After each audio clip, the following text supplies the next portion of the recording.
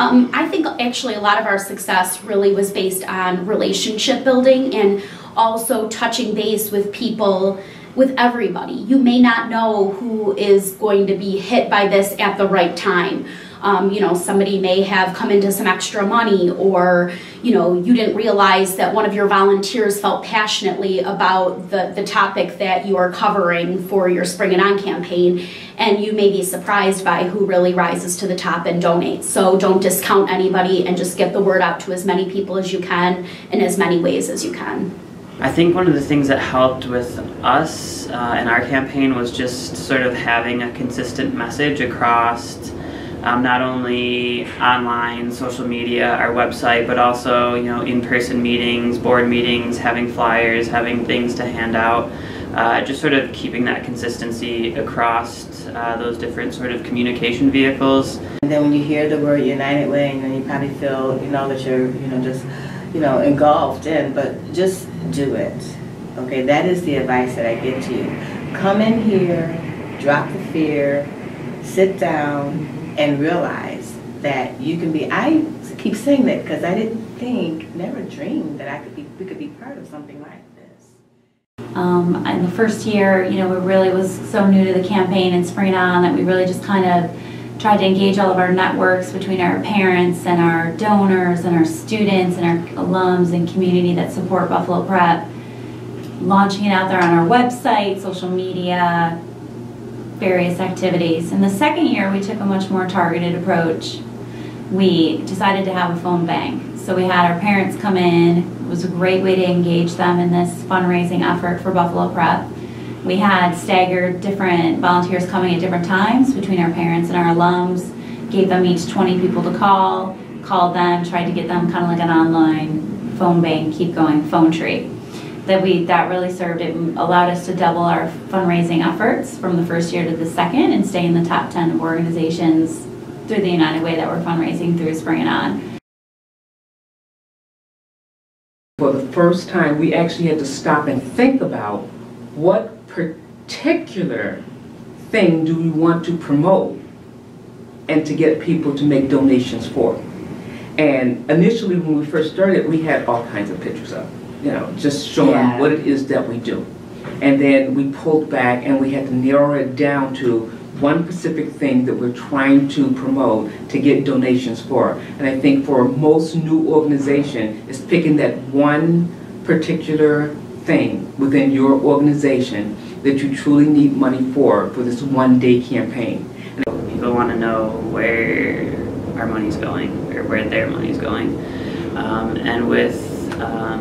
So I'm on the board of the collaborative, but I also help volunteer at the Tool Library, and we're always thinking about how do we measure what we do, how do we sort of attach metrics to those things.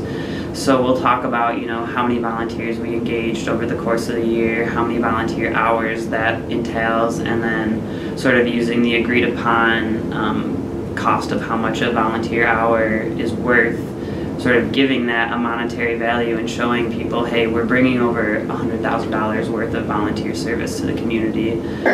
We started out, you know, teasing the whole event coming up, letting people know it would be coming and it would be a one day only thing, and that this is what our focus was and what our goal was. And we also had numerical breakdowns. So we said if you donate $25, it would send a child to camp for one day. If you provided $500, we could send a child to camp for a week, for example. So, you know, people felt comfortable about the dollar amount that they were donating and knew exactly what it would help make happen. So we highlighted a lot of those denominations throughout our posts as well.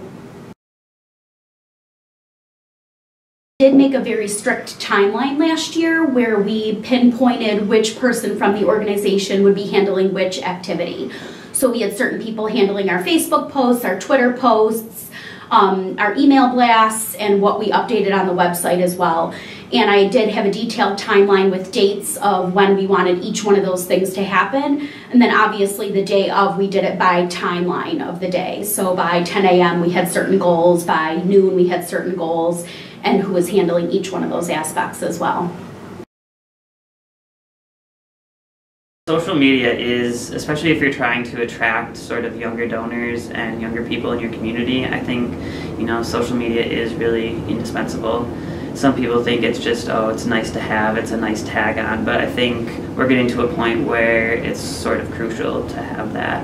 One of the reasons we actually started a Twitter account, which we didn't have in the past, was to help sort of cross-promote these things. And it's just a really great way to, tag other organizations that might be doing similar work to yourself, to sort of help get the word out there, tag other organizations in the neighborhood that might be able to help get the word out there. And I think one of the challenges for a new organization participating in the Spring-A-Thon is how do you leverage your contacts?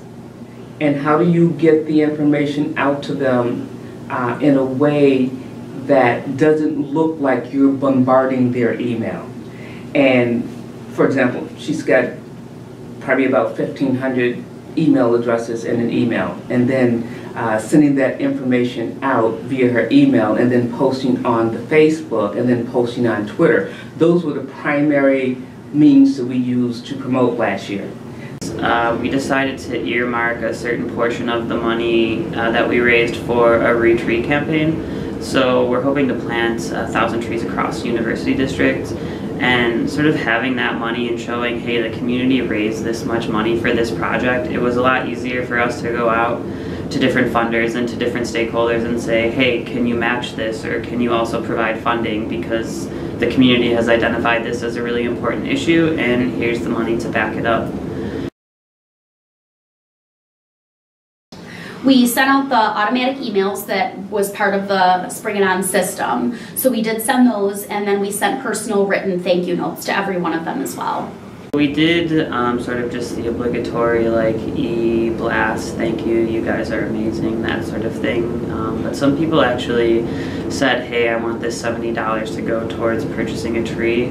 So what we're hoping to do is actually follow up with those individuals and send pictures of the trees that have been planted and say, hey, here's that tree that you donated $70 for. So really sort of trying to close that loop.